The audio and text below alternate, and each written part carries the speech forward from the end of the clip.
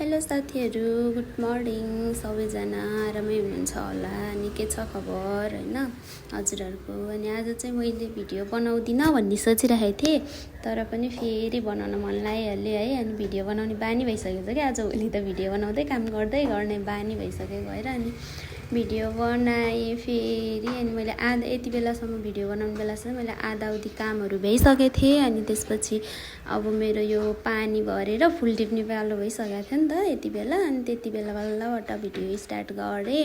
अनि मेरो भिडियो कोलाई मनपर्छ हैन हेरिदिनु होला, लाइक कमेन्ट सेयर गरिदिनु होला, सबैजनाले फलो पनि गरिदिनु होला है।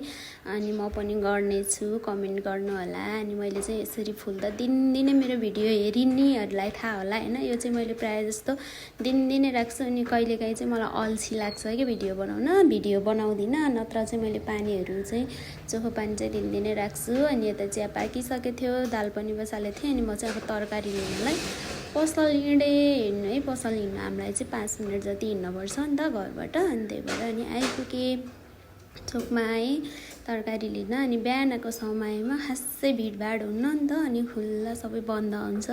अनि बाटोहरू पनि सबै बन्द। अनि एउटा दुईवटा तिनवटा पसल कटेर 3-4वटा पसल कटेर तरकारीको पसलमा गएँ। अनि त्यसपछि तरकारी लिएँ। मैले लिएको पैसाले तरकारी पुगेन है, तरकारी किन्ने पैसा आएन। मैले जम्मा 150 मात्रै लथेँ, तरकारी किने 200 कतिको समथिङ। अनि त्यसपछि नपुगेर क्रेडिट छोडेर आएर दिदीलाई तरकारी केलाउनु दिएँ। अनि दाल रेडी भइसकेको थियो, भात बसाल्न थालेँ। अनि भात पनि बसाएँ मैले। अनि दिदीले बाहिर तरकारी केराइदिइराख्नु भयो। अनि यता चाहिँ आलु उसिन्न छोडेको थिएँ कि मैले खाजा। अनि यता चाहिँ मैले पिठो मुसेर अनि रेडी बनाएको थिएँ खाजाको लागि। अनि यता धनियाँ काटेँ, यता तरकारी पनि रेडी भइसक्यो। अनि यता चटनी बनाइन थालेँ। अनि यता चटनी अनि भात नि बसालिसक्यो नि त। बिहानको टाइममा काममा जाने स्कुल जाने भएपछि त एकदम धेरै हतार हुन्छ नि त है। हजुरहरूलाई हतार हुन्छ कि हुन्न, मलाई त एकदमै धेरै हतार हुन्छ। त्यति चाँडै उठे पनि मैले कामै भ्याउँदिनँ, एकदमै गाह्रो हुन्छ मलाई काम भ्याउन।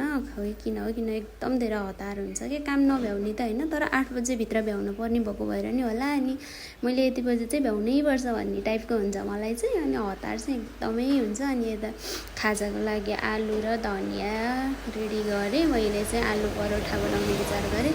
अनि स्वाइँ बेलेर एक ठाउँमा राखेको, त्यो टाँसिँदो रहेछ कि हेर्नु न। पहिलाको चाहिँ राम्रो भयो, पछि त्यो के अरे बेलेर एकै ठाउँमा राखेको अनि त्यो चाहिँ बिग्रेको थियो।